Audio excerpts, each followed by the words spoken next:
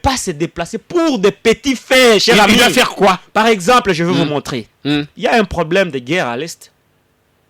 Combien de fois il s'est déplacé pour trouver une solution durable? Dès l'entame de l'émission, je l'ai dit qu'il n'y a pas de solution durable.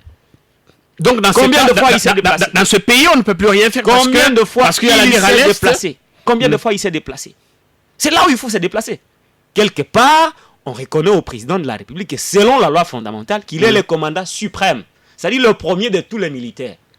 Le plus haut gradé de l'armée.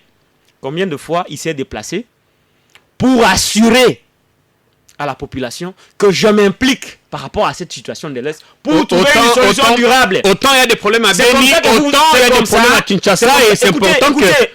Il faut pas que l'on procède à ce que j'appelle la désacralisation systématique de l'institution président de la République. Tu l'as vu, on l'a déplacé en Dolo pour inaugurer une paillote qu'on appelle une banque de procrédit. Vous l'avez vu, un président de la République qui se déplace pour inaugurer une paillote, cher ami. Cette fonction a une valeur. Ça, c'était quand moi, je n'ai pas vu les images. Vous comprenez? Cette fonction a une valeur telle que vous ne pouvez pas l'imaginer. Et j'ai comme l'impression que depuis que l'UDPS est au pouvoir, on assiste à la désacralisation systématique de la fonction du président. Faut pas être trop dur, Patrick. Et j'en regrette. J'en regrette. Aujourd'hui, par exemple, pour chuter, on construit un marché au niveau du Sankuru, le président doit se déplacer pour inaugurer, pour lancer les travaux. Si on construit un marché au niveau de la province du Kasaï oriental, le président doit se déplacer pour inaugurer. Si on le fait au Kasaï, il doit se déplacer. Oui, donc, il va se mettre à inaugurer des marchés dans toutes les provinces. Parce qu'il y a là un principe de l'égalité.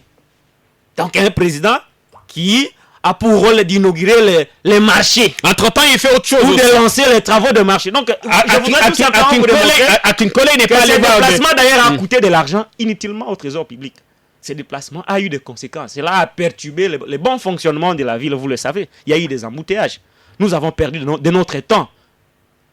La circulation a été perturbée. Les embouteillages, c'est tout le temps. Ouais. Et l'argent du trésor, on a saigné le trésor public pour faire déplacer un président de la République. Vous savez ce que coûte un petit déplacement de 2 km d'un président de la République? Combien? Cet argent aurait dû servir à autre chose. C'est énormément d'argent. Énormément d'argent. Prenez ne serait-ce que le carburant, les frais d'émission. Vous pensez qu'il s'est déplacé gratuitement?